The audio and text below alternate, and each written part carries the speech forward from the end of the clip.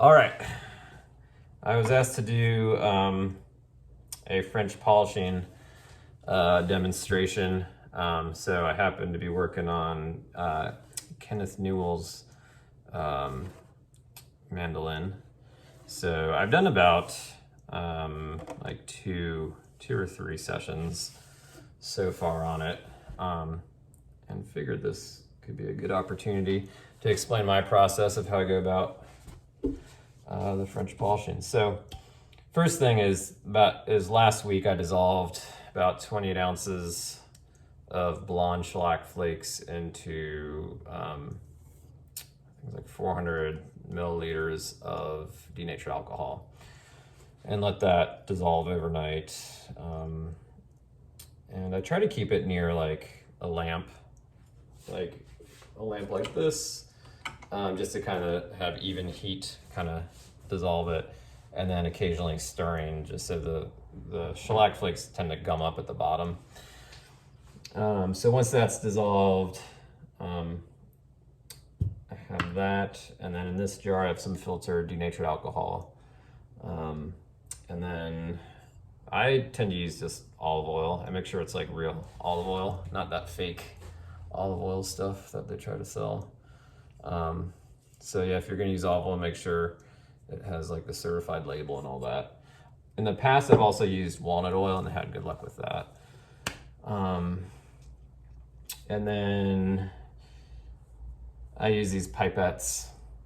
You can also use like a syringe, and then have a bunch of like cut up t-shirts for the outer pad, and then the inner part of it, and a glove.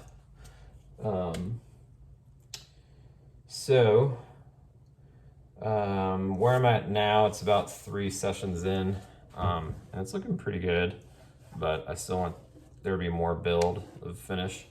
So at this point, I haven't sanded or anything. I haven't really done any leveling. I'm still trying to build the layers, and if there's any like little imperfections, now's a good time to do that, since you're not too far into it.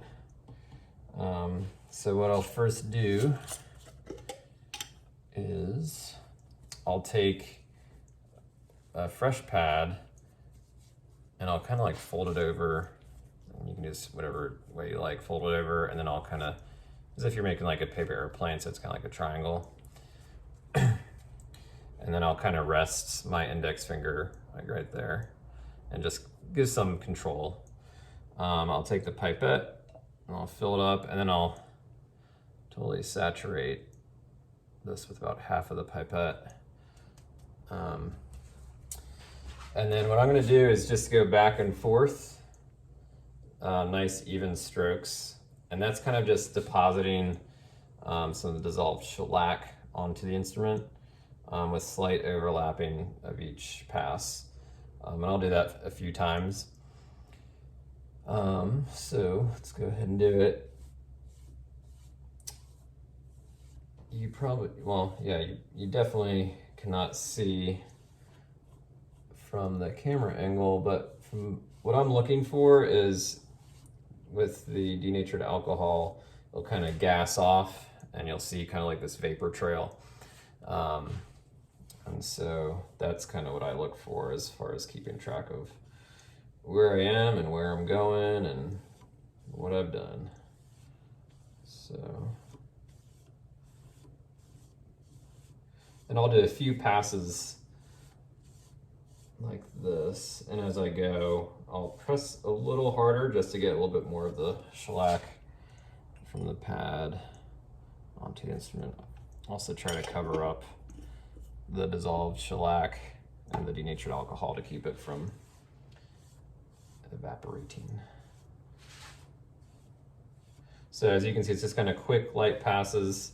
Try not to like drag slowly, because you will end up kind of burning a hole through the previous French polishing sessions.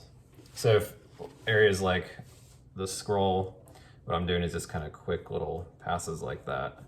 And then where the scroll kind of dives in, I'm kind of using my index finger to kind of just deposit some material.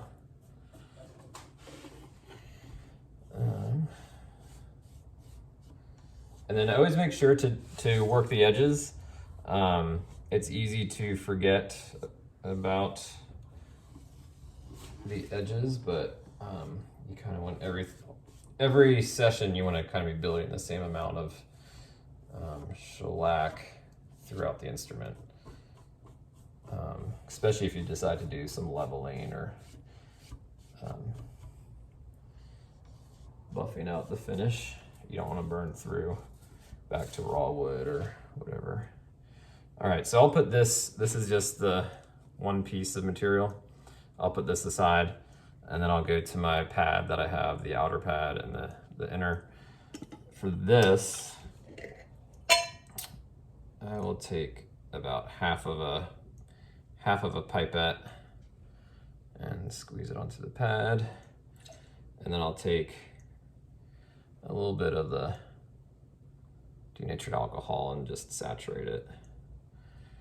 And I should not be doing this over the instrument, because if something does drop, it will totally just burn right through the little bit of finish that's already on there, and then you get to do some more French polishing.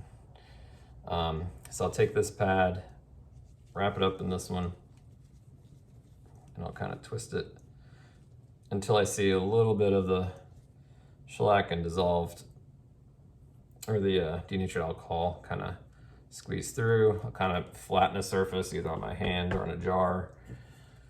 And then I'll take just a little bit of olive oil, not much, and just double check, make sure the surface of the pad is clean and there's no, lint or dust or particles on it, because that could scratch what you're doing. And then just pick an end and then start doing little circular motions.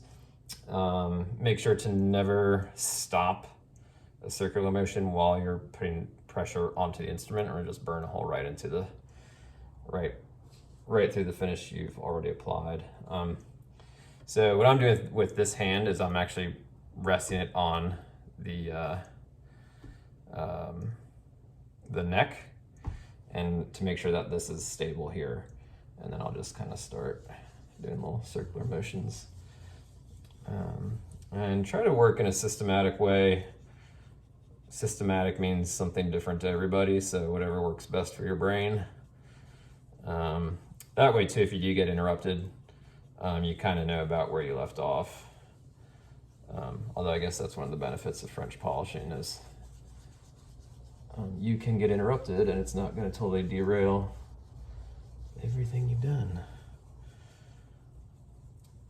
So I just I try to move with whether it's a guitar, a mandolin, or, a violin, I try to do a pattern that kind of mimics the curve and the flow and the way I've carved the instrument.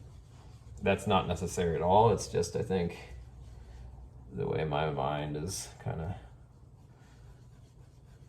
started doing it. And it has continued that way. So just gonna keep going in circles. You'll kind of see, like right now, I can see kind of a small vapor trail. I can see the alcohol kind of gassing off, and that's helping me keep track of where I've been, where I'm going.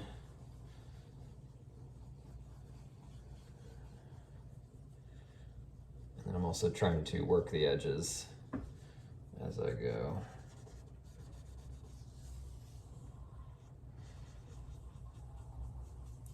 When I start to feel the pad get tacky and kind of stick a little bit more, I'll actually kind of squeeze the pad, and that will squeeze some of any extra shellac through the pad, and just be a little bit more material to work with to continue before I have to recharge the pad. So it's good to always kind of change what angle you're looking at the instrument or whatever you're French polishing, because Sometime different angles, you'll see a spot you missed.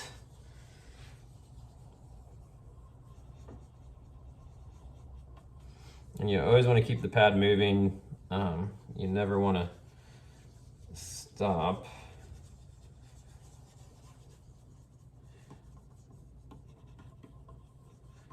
Normally I'd have like a podcast on or like some music too.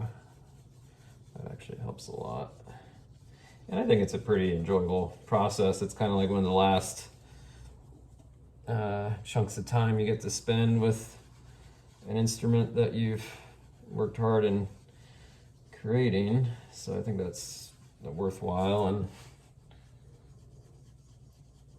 I started doing French polishing because I didn't have the ability to have like a spray booth. And also because of like the chemicals and all the other things that are needed with the spray booth and equipment.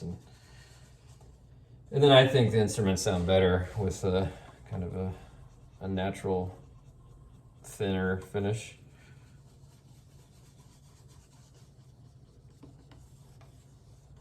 And they're easy to repair, and it's a good situation.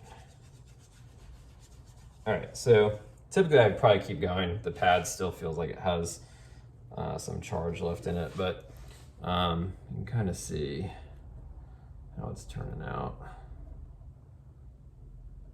So that's, yeah, like third or fourth session.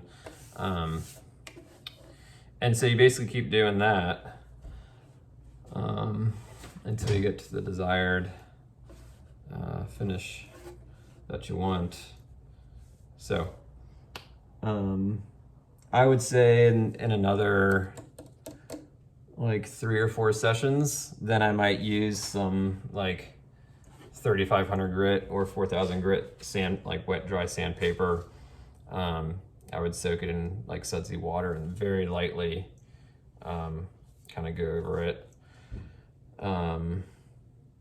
And then I would do another session, kind of like I just showed, as far as adding some shellac and then doing a French polishing like session. So I think that's about it for this kind of quick nitty-gritty breakdown of French polishing. So I'll try to do another